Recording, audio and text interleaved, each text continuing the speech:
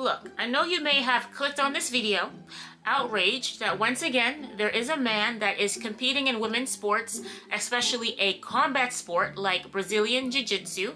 And while yes, you should be outraged because it's ridiculous, there is a silver lining to this story.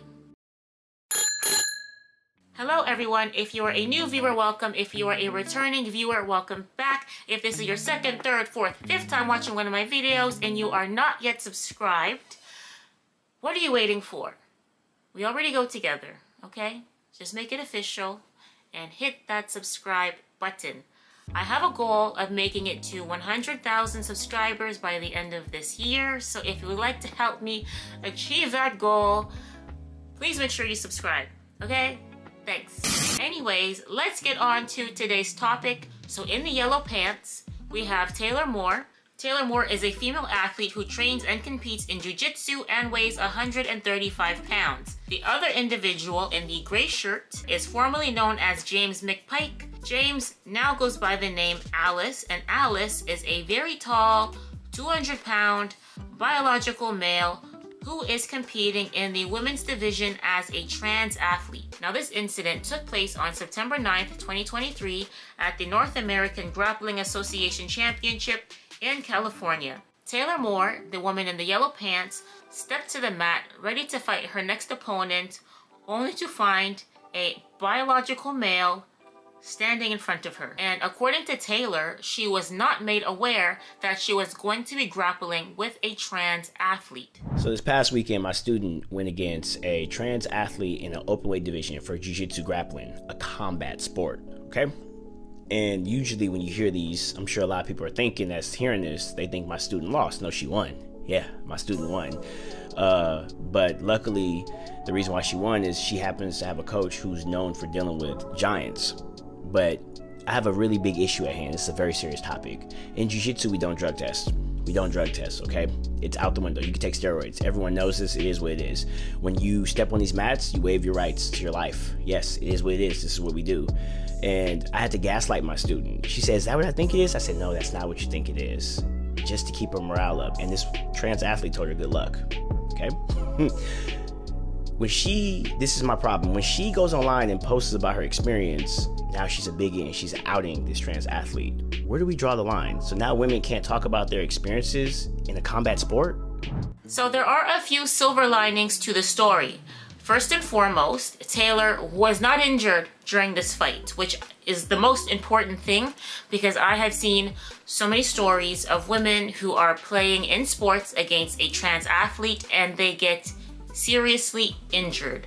Taylor was not injured. Silver lining number one. Silver lining number two, Taylor won the fight.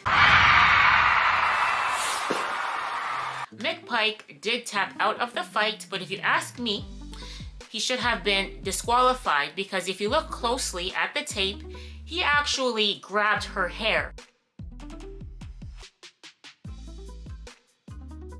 Grabbing hair is an illegal move in Brazilian Jiu-Jitsu. McPike is taking their woman face a little too seriously. Grabbing hair is something that women tend to do when they fight. Out of my face! Girls out the room! Yeah, you would eat me.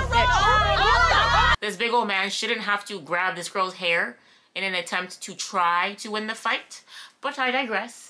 Now, I already know that many people are going to use this particular fight as an example for why trans women do not have an advantage over women when it comes to sports. And to that I say, the exception does not make the rule. Just because this particular trans person won this particular fight doesn't mean that overall men don't have a biological, physiological advantage over women. And secondly, if a woman wants to compete in sports against a male, trans identified or not, she has the right to do so. But she should not be compelled to do so. In the case of Taylor, her right to make that decision was violated, and the NAGA acknowledged this in the statement that they put out in regards to this incident. We are aware of an incident over the weekend where a transgendered female competed in a women's division without prior knowledge of their transgender status. We have since updated our policy to require transgender competitors to contact us in advance so we can discuss and explain the policy to them. NAGA does not require biological women to compete against transgender women. Instead, we give the choice to the biological women, and if they decline, they compete in a division only with other biological women. It seems as though the situation with Taylor was an oversight, and the NAGA does not normally require women to compete against trans women.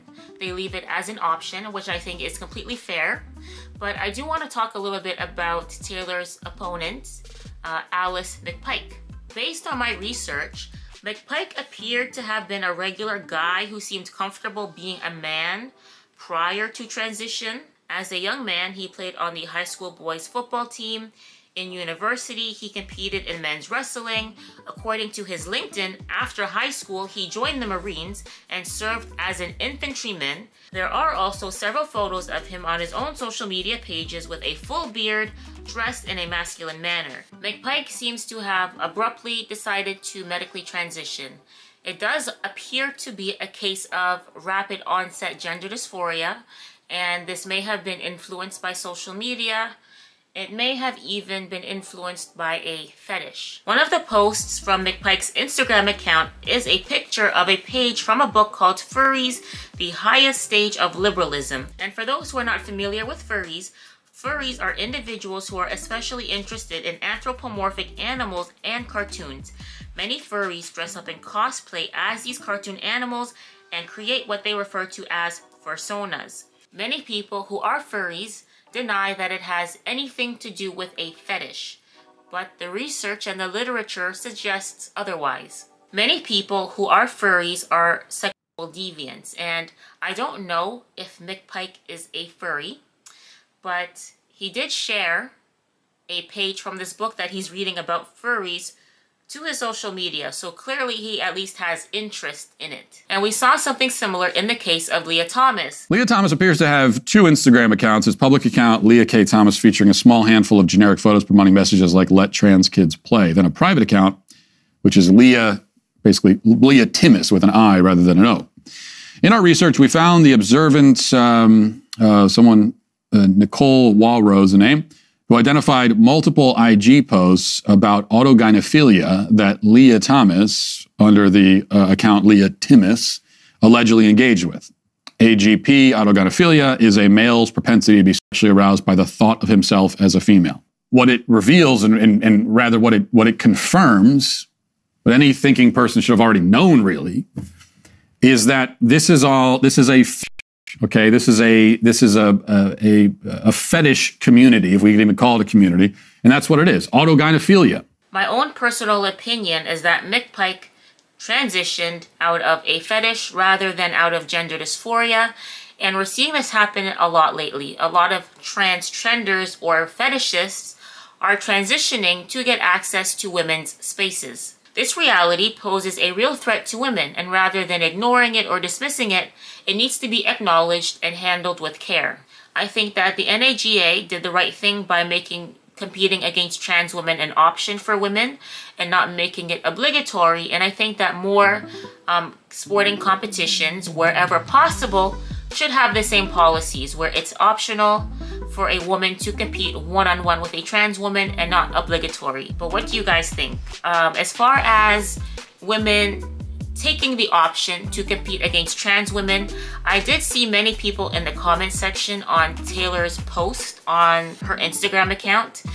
A lot of people were applauding her for winning the fight, but they said that they don't believe that women should be fighting against trans women at all when it comes to Jiu-Jitsu. We shouldn't take the option, or they shouldn't take the option. I don't do Jiu-Jitsu, but they're saying that female athletes shouldn't take the option. They should, full stop, not compete against trans women, make the trans women compete against the other males. That's what a lot of people were saying. What do you guys think? Let me know in the comment section down below. If you like this video, please don't forget to hit the like button. If you're not subscribed, please don't forget to hit the subscribe button. If you'd like to follow me on social media, you can find me at NissCee.Social on Instagram. I like to post funny stuff on my statuses, so check me out over there. Thank you to all of my patrons who are supporting me on Patreon. I have a handful of you who are supporting me on Patreon, and I am grateful for my handful. Thank you so much for your support. Sometimes when I do topics like this, they do get demonetized, so I appreciate all of your support. If you liked this video and you would like to see more content like this, I have 2 more videos that I think you will enjoy. I have one where another trans athlete was competing in women's rugby, and that was just wild. The women were defending him, and I don't know why. So I have that for you in the end cards, as well as another video that I think you will enjoy. I will see you guys in the next one. Take care. Bye.